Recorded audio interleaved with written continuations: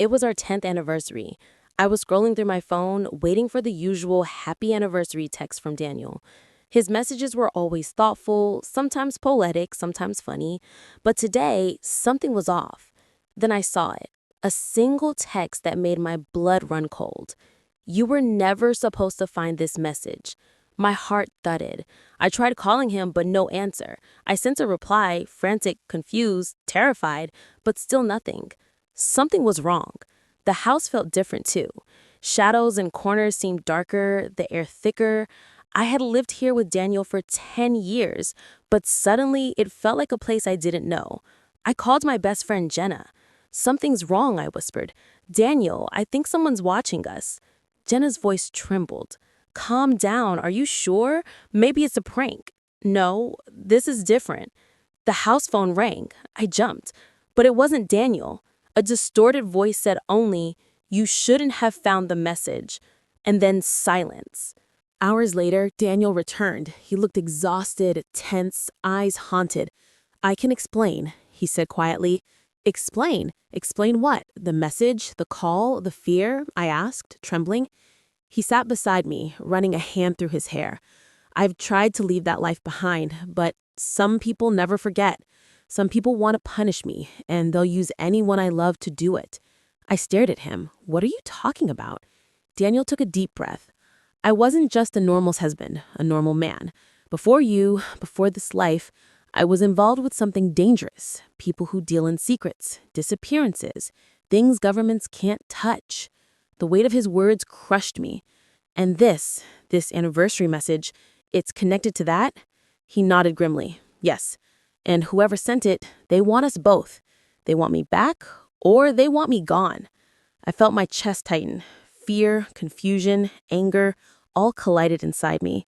The man I had loved for 10 years was a stranger now, and I had no idea who we were really facing. The next morning, Daniel took me to a small, secluded cabin in the forest. "We need to hide," he said, "for now. We observe, we plan, and then we strike back." The cabin was modest but fortified. Daniel had equipment, cameras, sensors, encrypted laptops. My mind reeled, trying to absorb the reality. My husband was trained, prepared, tactical, and I was suddenly part of this dangerous world. "Look at this," Daniel said, showing me a laptop screen filled with satellite images and intercepted messages. "This is how they track us. Every step we take, they know. But we can turn it around. We can fight back. We just have to be smart." I nodded numbly. My hands shook, but I felt something else. Determination. Fear no longer defined me. Survival did. Night fell and the forest became alive with tension. Shadows moved in the mist. Daniel whispered instructions. "Stay calm, watch, learn. Don't panic."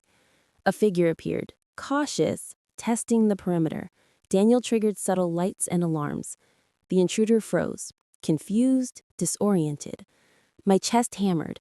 "Is this safe?" I whispered.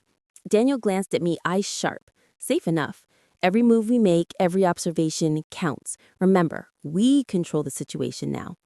Hours passed as we tested their movements, studying their reactions.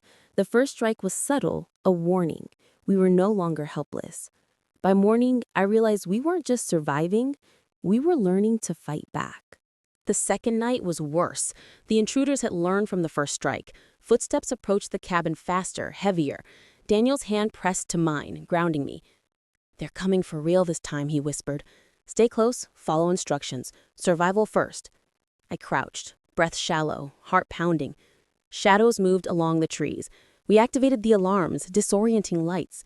The intruders faltered, unsure. One of them came too close to a hidden tunnel.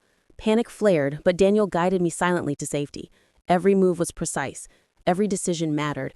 Finally, the intruders retreated. Exhausted, I leaned against Daniel. "We survived?" I whispered. "Yes," he said, holding me close. "But this isn't over. Not yet." I needed answers. "Tell me everything," I demanded. Daniel hesitated, then began. "Before you, I worked in a shadow division. Assassins, rogue agents, people who disappeared without a trace. I left it behind, but some never let go. Lucas, my former partner, He orchestrated this entire nightmare. He wanted leverage, and you were the perfect tool. I felt the floor drop beneath me. Lucas, the one responsible for every terror-filled night, every message, every shadow, was after us. Daniel's hands gripped mine. We prepare, we fight, we survive. Together. Night fell. Lucas and his team approached through the mist. Every rustle, every shadow set my nerves on fire. Daniel whispered instructions. Stay calm, watch, learn. Every move counts. Our traps worked. Alarms, lights, subtle disorientations. Lucas's team faltered. Daniel activated a disruptor that scrambled their communications. Confusion reigned. I watched, heart pounding, as the man I had feared might destroy us now ensured our survival. Every lesson, every strategy, every night of fear had led to this. Finally, Lucas and his team retreated into the mist. The force was silent. Exhausted, I sank to the floor, trembling from adrenaline, fear, and relief. Morning light filtered through the trees. The fog lifted. For the first time in days, the forest felt alive, peaceful. Daniel held me close. We survived, for now, but we won tonight. And tomorrow, we rebuild, we heal, and we prepare for anything else they might throw at us. I leaned against him, tears streaming. I trust you, completely, always. He smiled, brushing my hand. Us, always. The night had revealed the depth of our love, our courage, and our strength. Danger and secrets had forged a bond nothing could break. I understood, finally. Survival was only the beginning, and together we would face any shadow, any threat, and endure, stronger, united, unbreakable.